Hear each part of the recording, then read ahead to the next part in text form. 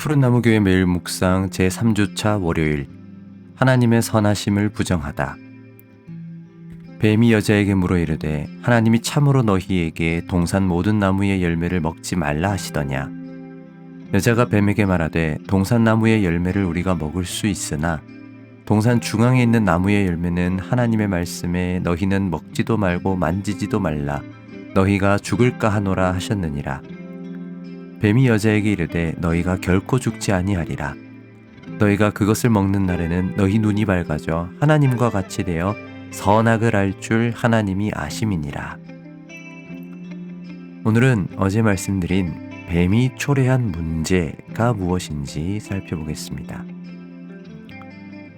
어제는 성서학적으로 볼 때 창세기에서 바로 계시록으로 연결하면서 이 뱀을 사탄이라고 보는 것은 좀 너무 논리적인 비약이지만 이 뱀이 사람이 통제할 수 없는 사람의 다스림 밖에 있는 그래서 하나님의 대리 통치자로서 다스려야 했던 그 영역과 존재라고 했습니다.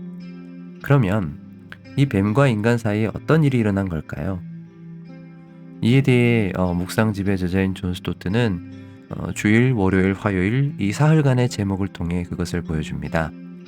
그것은 하나님의 진실하심을 부정하다, 하나님의 선하심을 부정하다, 그리고 하나님이 인간과 구별되는 존재임을 부정하다입니다. 간단히 말하면 하나님에 대해 거짓말을 하고 그래서 하나님을 오해하게 하고 그래서 범죄하게 한 건데요.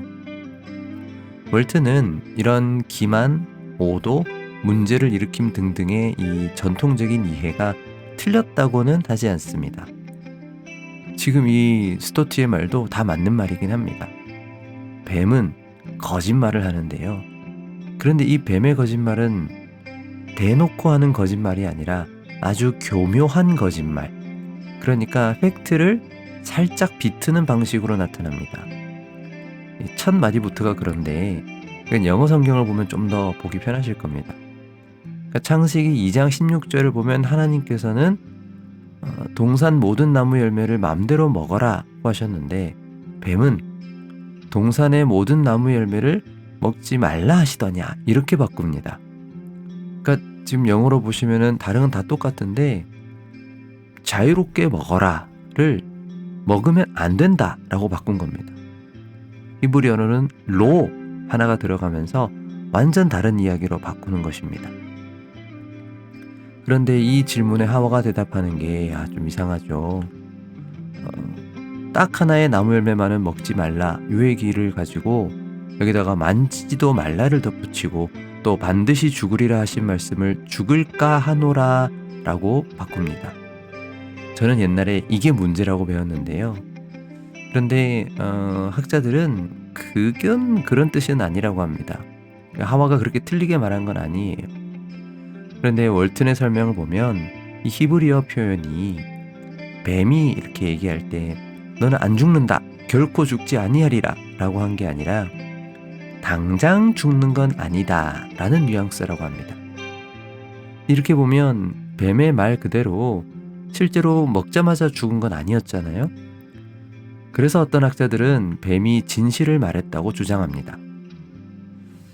과연 그럴까요? 여러분 이런 표현 아시죠? 맞는 말이긴 한데 처맞는 말이다. 이게 이제 목사가 묵상하면서 쓰기에 적합한 표현 아닙니다만 이런 경우에 참 잘 어울리는 말 같습니다. 왜냐하면 뱀의 말대로 당장 죽는 건 아니지만 문제는 다른 데에 있거든요. 뱀은 자신의 말을 통해서 하나님에 대한 긍정적인 이해를 부정적인 이해로 바꿔놓습니다. 고든 웬함은 뱀은 먼저 율법의 엄격함을 과장하고 인간을 향한 하나님의 선한 의지를 의심함으로써 시작한다고 합니다. 저는 여기서 인간을 향한 하나님의 선한 의지를 의심하게 했다는 데에 밑줄을 긋습니다. 저는 이걸 보면서 마태복음 25장의 달란트 비유가 생각납니다. 다른 사람한테는 더 주고 자기한테는 1달란트만 준 건 사실입니다. 그러나 그것을 가지고 주인을 구두쇠로 생각한 것, 주인의 그 의도 자체를 의심하고 오해한 것, 그것이 문제였던 것처럼 창세기 3장의 뱀 역시 하와로 하여금 하나님 그분 자체를 의심하게 만든 것입니다. 사랑하는 여러분, 오늘 우리는 어떻습니까? 여러분은 하나님의 선하심을 신뢰하십니까? 오늘도 이 뱀의 대사처럼 우리 마음과 생각 속에서 하나님의 선하심을 의심하게 만드는 일들이 우리에게 종종 일어날 수 있습니다. 그러나 구약시대 사람들은 몰라도 최소한 우리는 하나님의 선하심을 압니다. 바로 그리스도의 십자가를 통해 드러나고 성령을 통해 우리 마음에 부어진 하나님의 사랑을 말입니다.